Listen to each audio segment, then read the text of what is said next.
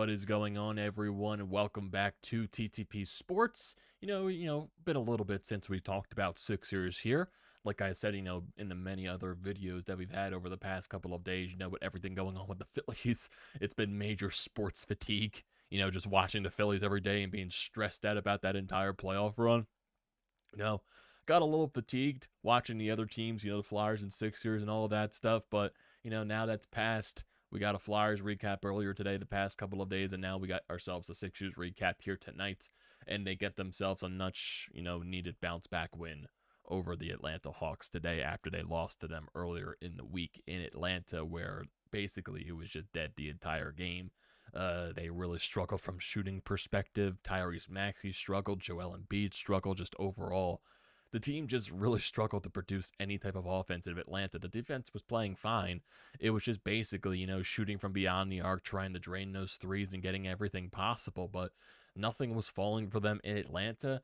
And I would say majority, this was a much different story in this game for the Sixers. Definitely no way, in hell. But overall, Joel Embiid had himself a monster performance tonight, had himself a career, season high in points, 42 points tonight. Tyrese Maxey with a much better game tonight overall. And offensively in that first quarter, the first half in general, you were really good. Really, you put up between 67 to 69 points. You were really just putting it down on Atlanta throughout that entire first half. Like, you were outright dominating that team on the court, back and forth, just finding ways to hit shots. Joel Embiid was very sharp. Tyrese Maxey looked like he was bouncing back, because you could definitely tell after the game in Atlanta on Thursday, he was very frustrated with the way he was playing, because Tyrese Maxey, honestly, to start the year, has been very inconsistent. He has been very, not Tyrese Maxey-like. And today he had a, much needed bounce back type of performance in this game. He had 26 points, much better shooting from beyond the arc, 3 out of 5 from there. He was 10 of 18 from the field. So overall, a much better performance from Maxey. You can even tell in the post-game press conference, like he told to himself, like, that type of performance in Atlanta, it's not going to happen again. So honestly, let's go look back at that other Atlanta game, a couple of days ago, just to compare it to, everything here. So if we look at Tyrese Maxey from that game, he had 15 points. He only shot 2 of 6 from the field, 5 of 17 from 2 of 6 from 3, 5 of 17 from the field. Really struggled, when he was getting to the basket. None of the, shots were going in. Nothing was falling for him overall. So it was basically just a major struggle a couple of days ago in Atlanta. And thankfully today was a much different story. More shots were going in from him. He was a much better, overall shooter, getting a lot better shots, getting, basically better open looks, better looks in general for Tyrese Maxey, and that's something that he needs to find a way to be more consistent at this year, because what we all saw last season with the way he improved basically his entire game, there's a lot of expectations right here for Tyrese, and he's been a little bit of up and down, maybe more downs than up so far to start this season for us. So I think Tyrese, I'm not overall worried about him, and basically just overall this slow start for the Sixers. It's a very, uncharacteristic start, with everything going with the James Harden injury. We know him being out for a month at this point. Joel Embiid missing a couple of games with an illness, and then overall basically not in the best type of shape to start the year, because he had some offseason foot injuries that really, prevented him from getting the, the proper workout and the conditioning that he wanted to get into the season with. But overall, much better game. Much better game, and you did avoid disaster, honestly, because you were leading, what was it, like at least a 27-point lead, I believe, 25-point lead, and you almost blew that. You almost blew that in that third quarter, because the game got way too close for comfort, in my honest liking, because, the Hawks, they go on, that 18-3 run in that third quarter, and it got very ugly. It got very nerve-wracking, honestly, because we're just sitting here. Okay, the Sixers have a large lead here. It's going to be a comfortable rest of the night overall, and it's just going to be, very smooth sailing going to the end. This is going to be a dominating type of victory, and it gets closer. And you're like, okay, they'll bounce back. It'll be fine. And the lead gets closer, and it gets closer, And it gets closer. And it gets closer. And it gets closer. And it gets closer. And you start thinking to yourselves, boy, are they actually going to blow this lead?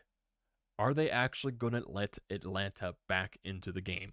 Are they going to actually let Atlanta, are they going to let this large lead slip going into, basically this fourth quarter? Is this fourth quarter going to be a lot, more close than you probably would have liked, especially when you have a game tomorrow? You have a back-to-back this weekend. Even though both games are at home, you would still like to see guys like Joel Embiid, Tyrese Maxey, Tobias Harris, and all that stuff, get their feet off the court for a little bit, especially with that large of a lead. But when the bench comes out, the bench get exposed. It's basically bottom line right there. It's something that just can't happen. You can't be blowing that wide of a lead. And then you also talk about base throughout this entire game too. Furkan gets some, minutes to start the game as well throughout the first quarter, but then, he doesn't play that much because he leaves the game with an injury, and he's out the rest of the game after looking sharp to start off there. So you're basically just like, oh my God. Like, can anything go right for this team right now? But it's like what I said, disaster avoided. Disaster avoided, it felt like. Because, I would not want I would not want to imagine Sixers Twitter if they blew that entire lead. If they allowed the Hawks to tie it. I would not want to be on Sixers Twitter tonight, because oh boy, that would have been ugly. That would have been major ugly. But then you basically allow the Hawks back into the game.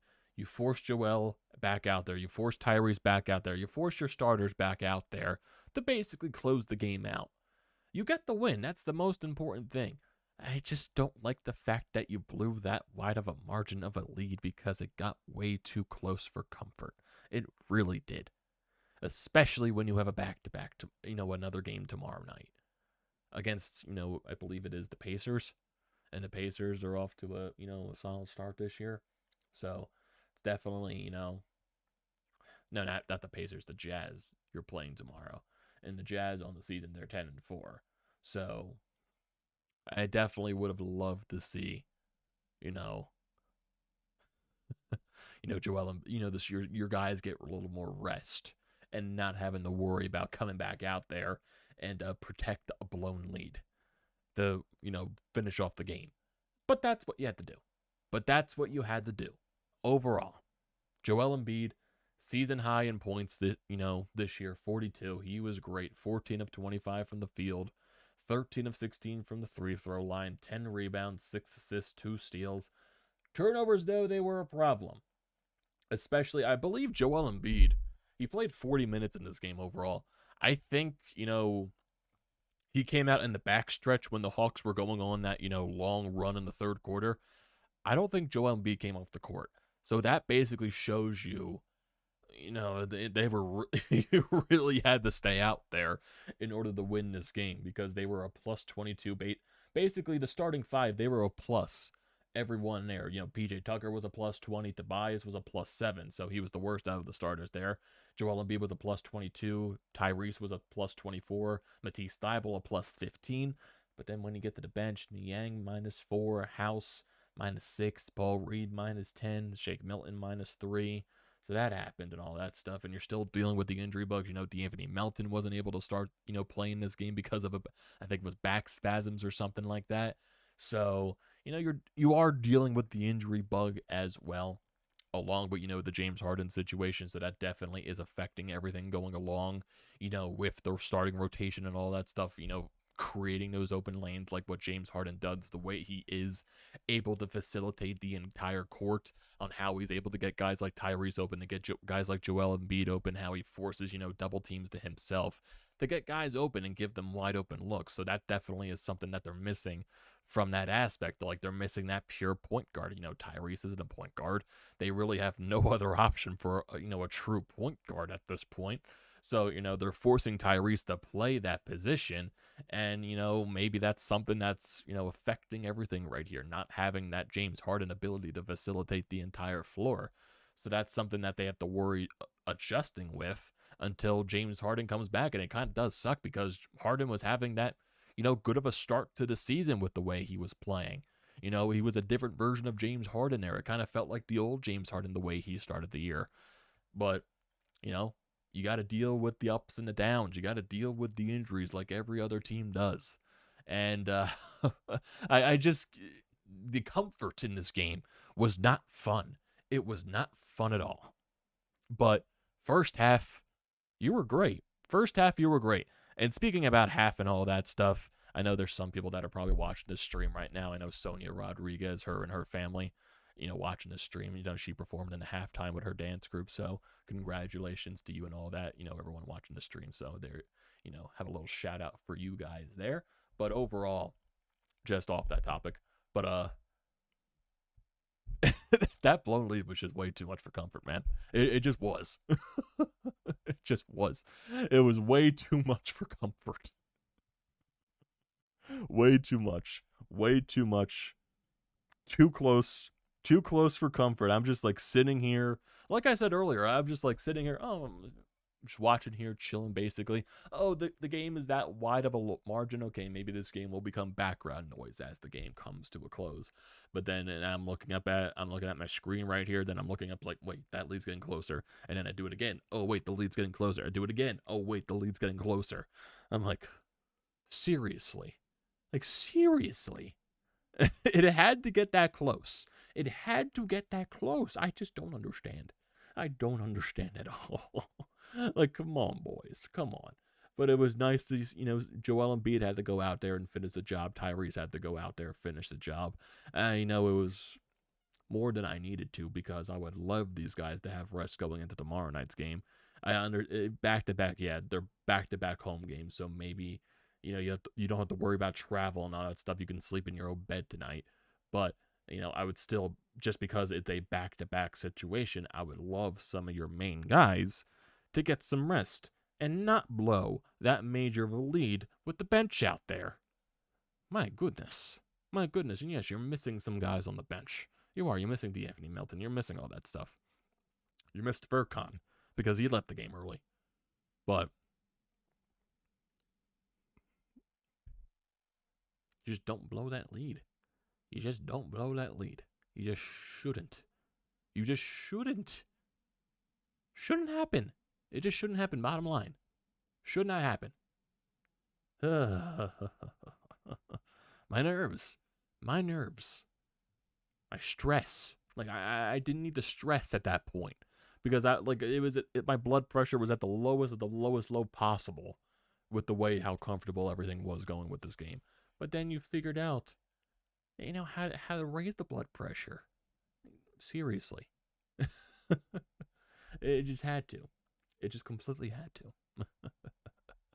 My goodness. This team with the way they start the year. With the way this team starts. My goodness. My goodness. Holy hell. Ugh. My God. But yeah. You got the win. And that's all that matters. You got a game tomorrow. You basically gotta, you take this win. You got a good bounce back against this Atlanta Hawks team. And now you move on to tomorrow. And if you're looking at the rest of the schedule entirely. So, you got the game tomorrow. Basically same time as it was tonight against the Jazz. You basically got a lot of home games upcoming here. But it's weird. Because you got tomorrow against Utah. But then you don't play till Friday. Which is weird. Friday against Milwaukee. Then Saturday against Minnesota. Tuesday the 22nd against Brooklyn. Then you go on a road trip. A game in Charlotte. And then 2 games in Orlando. After Thanksgiving and all that stuff. Then you got Atlanta again at home on the 28th. Cleveland on the road. Memphis on the road. Houston on the road. And then you basically go for the rest of the schedule right there. But it's just weird with the way the schedule is for the next week. That you have 4 days off. It just feels weird. That feels really weird. I don't know why the schedule is like that. Oh, we play a back-to-back today. Well, today and tomorrow. And then we're off for 4 days. It just feels weird. It just feels weird entirely. To not, have that long of a break. It just does, in my honest opinion. But, got to deal with what the schedule gives you. Got a lot of rest upcoming there. Maybe that's good for this team. Maybe they need it. Especially with all the injuries that they're coming into here. So, yeah. I think that's the most important thing right there.